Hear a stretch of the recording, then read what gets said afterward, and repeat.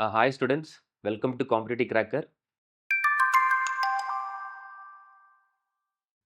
അപ്പോൾ നമുക്ക് എല്ലാവർക്കും അറിയാം സാറ്റർഡേ എക്സാം ആയിരുന്നു അല്ലേ? KSൻ്റെ എക്സാം കഴിഞ്ഞു, പ്രിലിംസ് കഴിഞ്ഞു. ചിലർ പറഞ്ഞു പേപ്പർ ടഫ് ആയിരുന്നു, ചിലർ പറഞ്ഞു പേപ്പർ 1 ടഫ് ആയിരുന്നു, പേപ്പർ 2 കുഴപ്പമില്ലായിരുന്നു. അപ്പോൾ ശരിക്കും നമ്മൾ ഇന്ന് ഡിസ്കസ് ചെയ്യാൻ പോകുന്നത് ഒരു ചെറിയ അനാലിസിസ് ആണ്. എങ്ങനെ ഉണ്ടായിരുന്നു ഈ വട്ടത്തെ KS paper?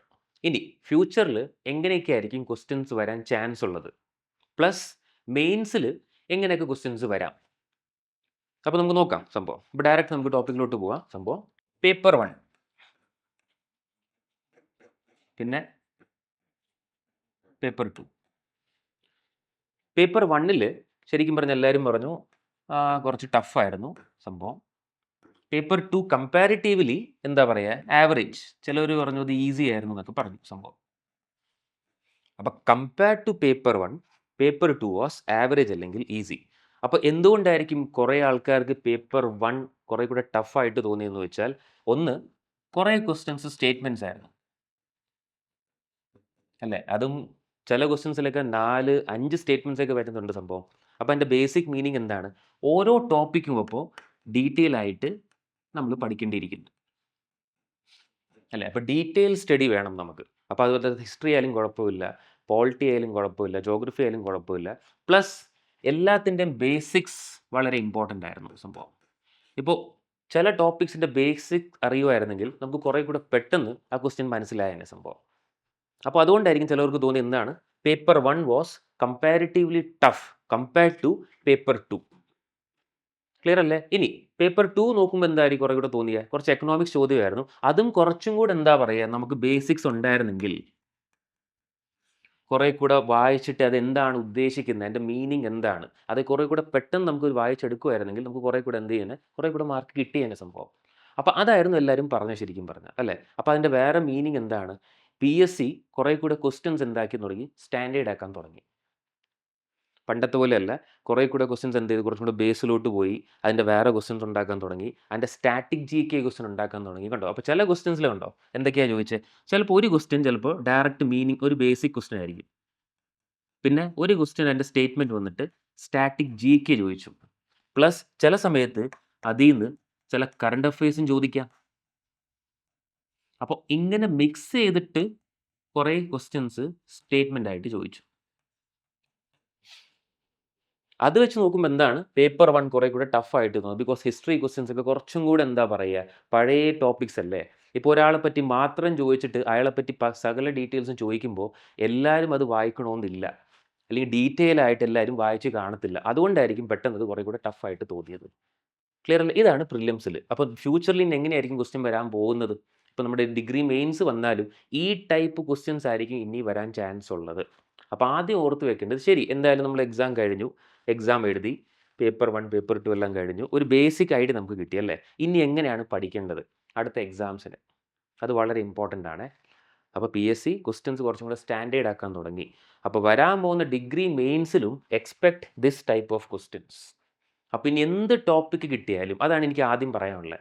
Analysis okay, fine, കുഴപ്പമില്ല.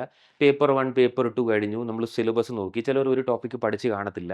ബട്ട് ഇത് കഴിഞ്ഞ് നമ്മൾ എങ്ങനെ പഠിക്കണം, അത് വളരെ ഇമ്പോർട്ടൻ്റ് ആണ്. ഇനി വരാൻ പോകുന്ന എക്സാമിൽ നോക്കിയപ്പോൾ ഡിഗ്രി മെയിൻസിലൊക്കെ എന്തായാലും ഈ ടൈപ്പ് ചോദ്യങ്ങളായിരിക്കും വരാൻ പോകുന്നത്. അപ്പോൾ എനി ടോപ്പിക് എല്ലാവരും ഓർത്ത് വയ്ക്കുക, ഏത് ടോപ്പിക് എടുക്കുവാണെങ്കിലും അത് ഡീറ്റെയിൽ ആയിട്ട് നിങ്ങൾ പഠിക്കണം. ഞാൻ ഡീറ്റെയിൽ എന്ന് പറയുമ്പോൾ എന്താ ഉദ്ദേശിക്കുന്നത്, അതിൻ്റെ എന്താണ്, പണ്ട് എന്തായിരുന്നു, അതിലെന്തൊക്കെ ഉണ്ടായിരുന്നു, ക്ലിയർ അല്ലേ? പ്ലസ് അതിൻ്റെ കറണ്ട് അഫയേഴ്സ് വല്ലതും ഉണ്ടോ, അത് വളരെ വളരെ ഇമ്പോർട്ടൻ്റ് ആണ്. That's is very important. അല്ലാതെ പഴയ പോലെ നമ്മൾ ഒരു ക്വസ്റ്റ്യൻ പഠിച്ചു അതിൻ്റെ അപ്പുറത്തും ഇപ്പുറത്തും നോക്കി മാത്രം പോരാ, കുറേ കൂടി ഡീപ്പായിട്ട് നിങ്ങൾ പഠിച്ചിരിക്കണം. ഇനി എല്ലാവരും പറഞ്ഞു പേപ്പർ ടഫായിരുന്നു എന്ന്, കുറച്ച് പേര് മാത്രമാണ് ആവറേജ് ആണെന്ന് പറഞ്ഞത്. അതിൻ്റെ അർത്ഥം എന്താ? അപ്പോൾ എനിക്ക് മാത്രമല്ല ടഫ്, മിക്ക ആൾക്കാർക്കും പേപ്പർ ടഫായിരിക്കും. അതെന്തായാലും നോക്കിയേ, അതങ്ങനെ ആയിരിക്കണമല്ലോ. അപ്പോൾ പേപ്പർ ടഫ് എന്ന് പറയുമ്പോൾ മെജോറിറ്റി ആൾക്കാർക്ക് എന്താവാനാ ചാൻസ്, പേപ്പർ ടഫ് ആവാനേ ചാൻസ് ഉള്ളൂ. ക്ലിയർ? ഇനി ഇപ്പോൾ ഞാൻ എന്താ പറഞ്ഞത്, അടുത്ത ഫ്യൂച്ചർ വരുന്ന എക്സാംസിൽ എങ്ങനെ പഠിക്കണം, അത് വളരെ ഇമ്പോർട്ടൻ്റ് ആണ്. നമ്മളൊരു എക്സാം എഴുതിയിട്ട് നമ്മുടെ വീക്ക്നെസ് എന്താണ്, എന്തൊക്കെ അറിയാം നോക്കി, ഇത്രയൊക്കെ നമ്മൾ പഠിച്ചിട്ടും നമുക്ക് ചില ക്വസ്റ്റ്യൻസ് അറ്റംപ്റ്റ് ചെയ്യാൻ പറ്റുന്നില്ല. അതിൻ്റെ വേറെ മീനിങ് എന്താണ്, ഇനിയും കുറേ അറിയാൻ ബാക്കിയുണ്ട്. അതെപ്പോഴും നിങ്ങൾ ആലോചിക്കണേ. Till you get a job. അതിപ്പോൾ ഏത് എക്സാം ആയാലും കുഴപ്പമില്ല. ഒരു ജോലി കിട്ടുന്നവരെ നമ്മളിത് പഠിച്ചുകൊണ്ടിരിക്കണം. അപ്ഡേറ്റ് ചെയ്യണം. Updation is very very important. അപ്പോൾ ഒരു ജോലി കിട്ടുന്നവർ എന്ത് ചെയ്യണം? ഒരു ക്വസ്റ്റ്യൻ നോക്കി, ഒരു ടോപ്പിക്ക് നോക്കിയിട്ട് നിങ്ങൾ നോക്കണം. ഫൈൻ, കുഴപ്പമില്ല. ഇതിൽ എനിക്ക് എന്തൊക്കെ അറിയാം അത് പഠിക്കുക, മാറ്റി വയ്ക്കുക. ബിക്കോസ് ഒരു കാര്യം ഉറപ്പാണ്, അത് പഠിച്ചിട്ട് പോലും നമുക്ക് ചില ക്വസ്റ്റ്യൻസ് അറ്റംപ്റ്റ് ചെയ്യാൻ പറ്റുന്നില്ല. ഇനി അതിൻ്റെ കുറേ കൂടി ഡെപ്തിലോട്ട് പോവുക. അതിലെങ്ങനെയൊക്കെ വേറെ ക്വസ്റ്റ്യൻസ് വരാം, അത് ഡീറ്റെയിൽ ആയിട്ട് നിങ്ങൾ പഠിക്കണം.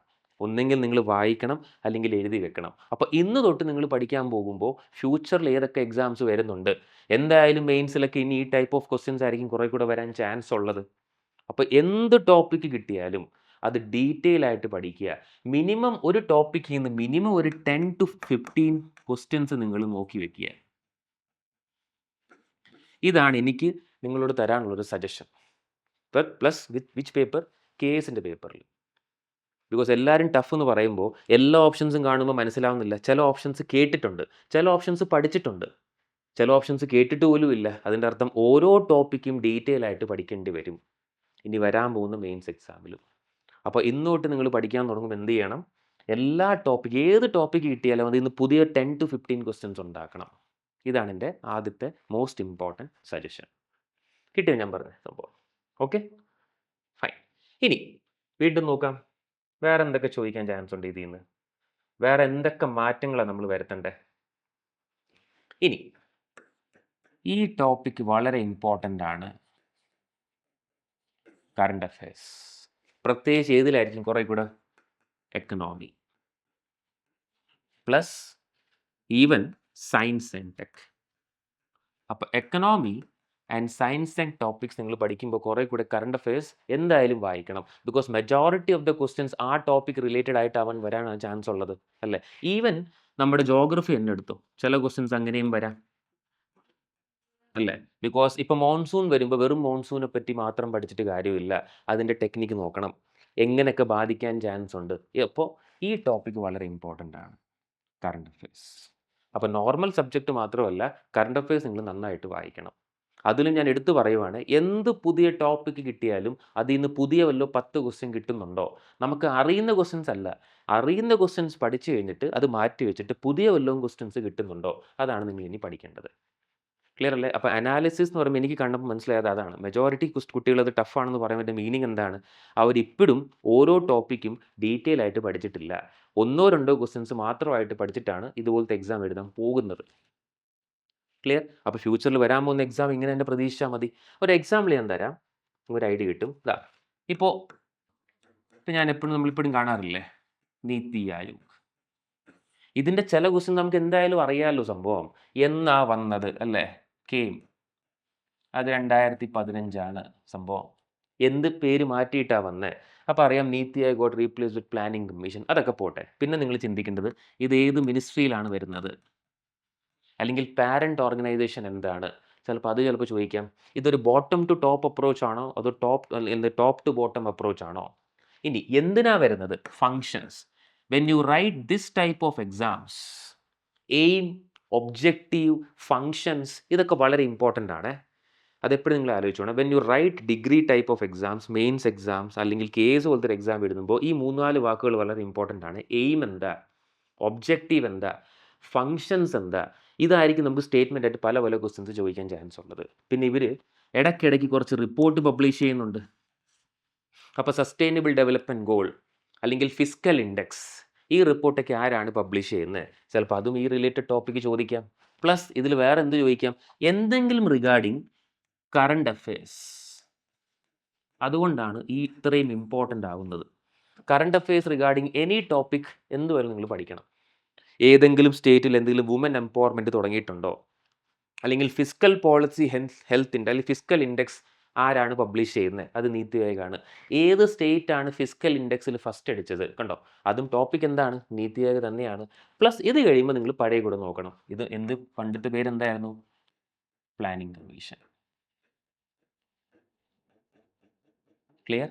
അപ്പോൾ പല രീതിയിൽ നിന്ന് ഒരു ടോപ്പിക്ക് കിട്ടിയാൽ പുതിയ 20 ക്വസ്റ്റ്യൻസ് നിങ്ങൾ നോക്കണം. ഇങ്ങനെ മാത്രമേ നമുക്കൊരു എക്സാം ക്രാക്ക് ചെയ്യാൻ പറ്റത്തുള്ളൂ. ക്ലിയർ അല്ലേ? അപ്പോൾ വീണ്ടും നിങ്ങൾ എന്ത് ചെയ്യണം? ഇനി വരാൻ പോകുന്ന എക്സാംസിലും ഈ ക്വസ്റ്റ്യൻ പേപ്പർ ഒരു സെറ്റ് ചെയ്ത് വെക്കണേ. കണ്ടോ ഈ ചോദ്യത്തിൽ ഇങ്ങനെ ചോദിച്ചു, ഇതിൽ ഇങ്ങനെയും ചോദിച്ചു, നമ്മളിങ്ങനെ പഠിച്ചിട്ടില്ല, ഇനി നമുക്ക് മുമ്പോട്ട് ഇങ്ങനെയും പഠിക്കണം. അതാണ് ഞാൻ കാണിച്ചത്. ക്ലിയർ അല്ലേ? അപ്പോൾ ഇതാണ് ഒരു ബേസിക് അനാലിസിസ്. ഒരു ക്വസ്റ്റ്യൻ കഴിഞ്ഞു അല്ലെങ്കിൽ എക്സാം കഴിഞ്ഞു, നമുക്കൊരു ഐഡിയ കിട്ടി. ഫ്യൂച്ചറിൽ എന്തായാലും ഇതുപോലത്തെ ക്വസ്റ്റ്യൻസ് ആണ് വരാൻ പോകുന്നത്. അപ്പോൾ ഇനി കുറേ കൂടെ എങ്ങനെ നന്നായിട്ട് പോളിഷ് ചെയ്ത് പഠിക്കണം, അതാണ് ഞാൻ മാത്രം പറഞ്ഞിട്ടുള്ളത്. ക്ലിയർ അല്ലേ? ഇനി സെയിം നമ്മൾ എന്തായാലും ക്ലാസ് കൊടുത്ത പോലെ നമ്മൾ മെയിൻസിനും ക്ലാസ് കൊടുക്കുന്നുണ്ട്. അപ്പോൾ നമ്മൾ എന്ത് ചെയ്യുന്നുണ്ട്? മെയിൻസിനും ക്ലാസ് പ്രൊവൈഡ് ചെയ്യുന്നുണ്ട് സംഭവം. അപ്പോൾ നമുക്ക് നോക്കാം ഇനി മെയിൻസിൽ എങ്ങനെയായിരിക്കും ക്വസ്റ്റ്യൻ വരാൻ പോകുന്നത്. എന്തായാലും ഇപ്പോൾ എല്ലാം ബേസിക്സ് അല്ലേ ചോദിച്ചിരിക്കുന്നത്. ബേസിക്സ് പ്ലസ് കുറച്ച് സ്റ്റാറ്റിക് GK പ്ലസ് കുറച്ച് കറണ്ട് അഫയേഴ്സ് ആണ് ഇപ്പോൾ ചോദിച്ചിരിക്കുന്നത്. ഇനി മെയിൻസ് വരുമ്പോൾ എങ്ങനെയൊക്കെ ക്വസ്റ്റ്യൻസ് ചോദിക്കാം? ബിക്കോസ് ഡിസ്കഷൻ വരുമ്പോൾ നമ്മൾ എപ്പോഴും ക്വസ്റ്റ്യൻസ് വെച്ചാണ് ഡിസ്കസ് ചെയ്യേണ്ടത് അല്ലേ? അപ്പോൾ ഫ്യൂച്ചറിൽ മെയിൻസ് എഴുതാൻ പോകുന്ന കുട്ടികൾ എങ്ങനെയൊക്കെ ആയിരിക്കും ക്വസ്റ്റ്യൻസ് വരാൻ ചാൻസ് ഉള്ളത്? നമുക്കൊരു ക്വസ്റ്റ്യൻ നോക്കാം. അതിപ്പോൾ ഹിസ്റ്ററി ആയാലും കുഴപ്പമില്ല, എക്കണോമി ആയാലും കുഴപ്പമില്ല, പോളിറ്റി, എത്തിക്സ്, നമുക്കൊരു ക്വസ്റ്റ്യൻ നോക്കാം എങ്ങനെ വരാൻ ചാൻസ് ഉണ്ട്. ഇതാണ് ഒരു ക്വസ്റ്റ്യൻ. ചിലപ്പോൾ ഈ ടൈപ്പ് ക്വസ്റ്റ്യൻസ് ഒക്കെ ആയിരിക്കും വരാൻ ചാൻസ് ഉള്ളത്. അപ്പോൾ what are the main features of, ചോദ്യം നോക്കിയേ, വേദിക് സൊസൈറ്റി ആൻഡ് റിലീജിയൻ. അപ്പോൾ ടോപ്പിക് എന്താണ്? ഹിസ്റ്ററിയാണ്. ഏതാണ്? ഏൻഷ്യൻ്റ് ഹിസ്റ്ററിയാണ് അല്ലേ? അപ്പോൾ what are the main features of Vedic society and religion? Do you think some of the features are still prevailing in Indian society? നമ്മളൊരു MCQ പഠിക്കുമ്പോൾ നമ്മൾ എന്താണ് നോർമലായിട്ട് പഠിക്കാറുള്ള സംഭവം അല്ലേ? ഒരു ക്വസ്റ്റ്യൻ നോക്കും, ഓക്കെ, ഇൻഡസ് വാലി കഴിഞ്ഞിട്ടാണ് ഏർലി വേദിക്ക് വന്നത്, ആ സമയം നോക്കും. പ്ലസ് അത് കഴിഞ്ഞിട്ട് ലേറ്റർ വേദിക്, ആ സമയത്ത് എക്കണോമി നോക്കും, അഗ്രികൾച്ചർ ആണോ അതോ കാറ്റിൽ റിയറിംഗ് ആണോ, ഇങ്ങനെ ഡീറ്റെയിൽ ആയിട്ട് നമ്മൾ ചെറിയ ചെറിയ പോയിന്റ്സ് പഠിക്കും. ബട്ട് അത് പ്രിലിംസ് ചോദിക്കുന്ന പോലെ അല്ലേ, ഡിസ്ക്രിപ്റ്റീവ് ചോദിക്കുമ്പോൾ എങ്ങനെയായിരിക്കും ചോദിക്കുന്നത്? ഈ ടൈപ്പ് ഓഫ് ക്വസ്റ്റ്യൻസ് ഒക്കെയാണ് വരാൻ ചാൻസ് ഉള്ളത്. അവർ പണ്ടത്തെ ഒരു ടോപ്പിക്ക് ചോദിച്ചിട്ട് കറണ്ട് റെലവൻസ് ഉണ്ടോ, അങ്ങനെയും ചിലപ്പോൾ ക്വസ്റ്റ്യൻസ് ചോദിക്കാൻ ചാൻസ് ഉണ്ട് കേട്ടോ. അപ്പോൾ what are the main features of Vedic society and religion? Do you think some of the features are still prevailing in Indian society? അപ്പോൾ ആദ്യം എങ്ങനെയാണ് തുടങ്ങേണ്ടത്? ആദ്യം എന്തായാലും നമ്മൾ എന്താണ് വേദിക് സൊസൈറ്റിയെ പറ്റി ഒന്ന് സംസാരിക്കും അല്ലേ? നമ്മൾ എഴുതും ഇത് ഈ സമയത്താണ് വന്നത് അല്ലേ? അപ്പോൾ ഒരു 2500 to 1500 ഇൻഡസ് വാലി സിവിലൈസേഷൻ ആയിരുന്നു. ആഫ്റ്റർ 1500 ഒരു പുതിയ സംഭവം വന്നു, അതാണ് ഏർലി വേദിക് പീരിയഡ്. അപ്പോൾ ആ പീരീഡ് എഴുതും 1500 to 1000 BC എന്ന് വെച്ചാൽ നമുക്കൊരു ഫ്ലോ കിട്ടാൻ. അത് കഴിഞ്ഞിട്ട് നമ്മൾ എന്ത് ചെയ്യണം? പ്രിസൈസ് ആയിട്ട് ആൻസർ ചെയ്യണം. Main features of Vedic society എന്തൊക്കെയാണ്? അതാണ് നിങ്ങൾ ആദ്യം പഠിക്കേണ്ടത് കേട്ടോ. ഫാമിലിക്ക് വളരെ ഇമ്പോർട്ടൻസ് കൊടുത്തിരുന്നു. അപ്പോൾ ഫാമിലി നന്നായിട്ട് പഠിക്കുക, അതിനെപ്പറ്റി എഴുതാനും പഠിക്കുക.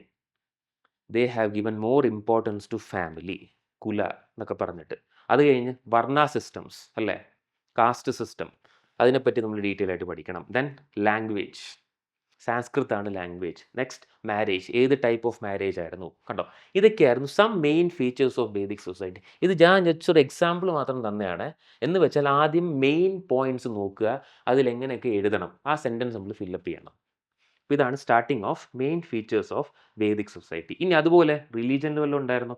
Main features of Vedic religion, source of religious practices, അവരെങ്ങനെയാണ് റിലീജിയസ് പ്രാക്ടീസ് ചെയ്തത്? ആ നേരത്ത് ഏർലി വേദിക് സമയത്ത് ഏത് ഗോഡ് ഉണ്ടായിരുന്നു?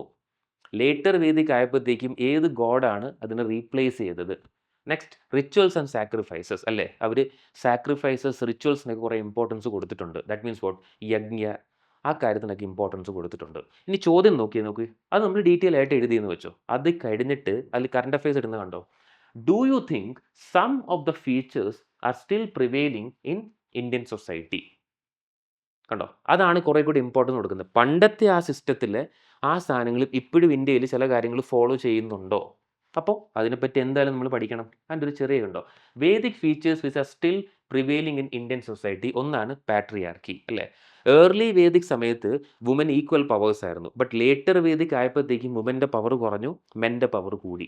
ആ പാട്രിയാർക്കി ഇപ്പോഴും ഉണ്ട്. ഇക്വാലിറ്റി പറയാൻ മാത്രമല്ലേ ഉള്ളൂ നമുക്ക്. അത് കുറേ കൂടെ ഒന്ന് എന്താണ് ജെൻഡർ ഇക്വാലിറ്റി ഇനിയും വരണം. അതാണ് ഒരു പോയിന്റ് കണ്ടോ. ദെൻ അഗ്രികൾച്ചർ, അന്നും മെജോറിറ്റി ആൾക്കാർ കൃഷി ചെയ്യുന്നുണ്ടായിരുന്നു ലേറ്റർ വേദിക് സമയത്ത്. ഇപ്പോഴും നമ്മുടെ എക്കണോമി നോക്കിയേ, ഇപ്പോഴും still majority of the people are working in which sector? Agriculture. കണ്ടോ സിമിലാരിറ്റി എന്ന് വെച്ചാൽ നമുക്ക് ആ ക്വസ്റ്റ്യൻസ് ഉണ്ടാക്കണ്ടേ, എഴുതണം. നെക്സ്റ്റ് ഫാമിലി, അന്നും ഫാമിലിക്ക് ഇമ്പോർട്ടൻസ് കൊടുക്കുന്നുണ്ടായിരുന്നു. ഇന്നും നമ്മുടെ സൊസൈറ്റി എങ്ങനെയാണ്, ഫാമിലിക്ക് വളരെ ഇമ്പോർട്ടൻസ് കൊടുക്കുന്നുണ്ട്. അപ്പോൾ അത് ലിങ്ക് ചെയ്ത് കണ്ടോ നമ്മൾ. അപ്പോൾ എങ്ങനെയൊക്കെയാണ് ചിന്തിക്കേണ്ടത്? നോർമൽ നമ്മളൊരു പ്രിലിംസ് വായിക്കുമ്പോൾ ഒരു ക്വസ്റ്റ്യൻ, ഒരു ആൻസർ അല്ലെങ്കിൽ 3-4 സ്റ്റേറ്റ്മെൻ്റ് ആയിട്ട്. But when you are writing descriptive type of exam, നിങ്ങൾ കുറേ കൂടെ വൈഡായിട്ട് ചിന്തിച്ചിട്ട് എഴുതാൻ പഠിക്കണം. അപ്പോൾ ഇതുപോലത്തെ ക്ലാസ്സസ് ആണ് നമ്മൾ പ്രൊവൈഡ് ചെയ്യാൻ ഉദ്ദേശിക്കുന്നത്. കണ്ടോ, സീ ദ ക്വസ്റ്റ്യൻ.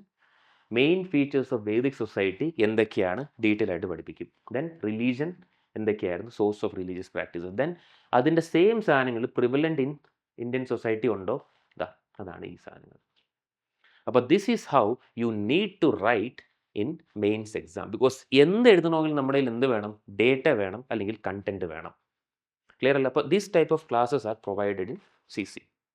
ഇനി അതുപോലെ തന്നെ നോക്കി, ഇതിപ്പോൾ ഹിസ്റ്ററി ചോദ്യമല്ലേ, നാളെ ഇങ്ങനത്തെ വല്ല ചോദ്യം വന്നാലോ, ഇത് നിങ്ങൾ പോയി ചെക്ക് ചെയ്യണേ. Difference between planning commission and NITI Aayog. ഇവിടെ വെറുതെ പ്ലാനിംഗ് കമ്മീഷനും വെറുതെ നീതി ആയോഗും എഴുതിയിട്ട് കാര്യമില്ല, ഡിഫറൻസ് നമ്മൾ നോക്കണം. പ്ലാനിംഗ് കമ്മീഷൻ എന്ത് ബോഡിയായിരുന്നു, അതൊരു എക്സ്ട്രാ കോൺസ്റ്റിറ്റ്യൂഷണൽ ബോഡിയായിരുന്നു. നീതി ആയോഗ് ആ ഒരു ബോഡിയാണോ, അല്ല. ഇതെന്താണ്, ഇതൊരു തിങ്ക് ടാങ്ക് ആണ്. കണ്ടോ, ആദ്യത്തെ തന്നെ. ഇത് ബോട്ടം ടു ടോപ്പ് അപ്രോച്ച് ആണോ, അതോ ഇതാണോ bottom to top approach? Planning commission top to bottom approach ആയിരുന്നു, but Niti Aayog bottom to top approach ആണ്. പ്ലാനിംഗ് കമ്മീഷൻ എത്ര വർഷത്തേക്കായിരുന്നു ഓരോ പ്ലാൻ? 5 വർഷത്തേക്കായിരുന്നു. ഇതെങ്ങനെയാണ്? ഇതൊന്നെങ്കിൽ 7 years അല്ലെങ്കിൽ 15 year ലോങ് ഡ്യൂറേഷൻ മാപ്പാണ്. കണ്ടോ, ആർക്കായിരുന്നു ഇവിടെ ഫണ്ട് അലോക്കേറ്റ് ചെയ്യാനുള്ള പവർ ഉണ്ടായിരുന്നത്? അത് പ്ലാനിംഗ് കമ്മീഷൻ ആയിരുന്നു. നീതി ആയോഗിന് ഫണ്ട് അലോക്കേഷൻ്റെ പവർ ഉണ്ടോ? ഇല്ല. അത് ആർക്കാ ഉള്ളത്? അത് ഫിനാൻസ് മിനിസ്റ്ററിനാണ് ഉള്ളത്. അപ്പോൾ നിർബന്ധിച്ചിട്ട് ഓരോ കാര്യങ്ങൾ ചെയ്യിപ്പിക്കുന്ന ആരായിരിക്കും? അപ്പോൾ പ്ലാനിംഗ് കമ്മീഷൻ ആയിരിക്കും. ബിക്കോസ് ഫണ്ട് അലോക്കേറ്റ് ചെയ്യുന്നുണ്ടെങ്കിൽ ആ ടാർഗറ്റും കൂടെ അവർ നോക്കുമല്ലോ. അവർക്ക് അങ്ങനെ നിർബന്ധിക്കാൻ പറ്റുമോ? ഇല്ല. കണ്ടോ, ഇതൊക്കെയാണ് നിങ്ങൾ പോയിന്റ്സ് ആയിട്ട് എഴുതേണ്ടത്. Difference between planning commission and NITI Aayog. ഇതാണ് ഡിഫറൻസ് ബിറ്റ്വീൻ പ്രിലിംസിൽ എഴുതുമ്പോഴും മെയിൻസിൽ വരാൻ പോകുന്ന ക്വസ്റ്റ്യൻസ്. ക്ലിയർ അല്ലേ? അപ്പോൾ ഒരു ബേസിക് എന്താ പറയുക, ഒരു ചെറിയ അനാലിസിസ് മാത്രമാണ് ഞാൻ ഉദ്ദേശിച്ചത്. ആദ്യം പേപ്പർ നിങ്ങൾ എല്ലാവരും കണ്ടു കാണും, എഴുതി കാണും അല്ലേ? എങ്ങനെ ഉണ്ടായിരുന്നു? ഞാൻ പറഞ്ഞില്ലേ, ടഫായിരുന്നു ചിലവർക്ക് ഈസി ആയിരുന്നു. അപ്പോൾ എന്തുകൊണ്ടാണ് ടഫ് ആവുന്നത്? ഇപ്പോഴും ഓരോ ടോപ്പിക്ക് ഡീറ്റെയിൽ ആയിട്ട് പഠിച്ചിട്ടില്ല. അപ്പോൾ ഫ്യൂച്ചറിൽ ഇനി വരാൻ പോകുന്ന എക്സാമിലും നമ്മൾ എങ്ങനെ എക്സാം പഠിക്കണം, എന്ത് ടോപ്പിക്ക് കിട്ടിയാലും നിങ്ങൾ ഡീറ്റെയിൽ ആയിട്ട് വായിക്കുക, അതിൻ്റെ അപ്പുറത്തും ഇപ്പുറത്തും ക്വസ്റ്റ്യൻസ് നോക്കുക, പ്ലസ് അതിൻ്റെ കറണ്ട് അഫയേഴ്സിൽ വല്ല ക്വസ്റ്റ്യൻസ് ഉണ്ടോ അതും കൂടെ നോക്കുക. ബിക്കോസ് ഇവർ മിക്സ് ചെയ്തിട്ടായിരിക്കും 3-4 സ്റ്റേറ്റ്മെൻറ്റ്സ് ഉണ്ടാക്കുന്നത്.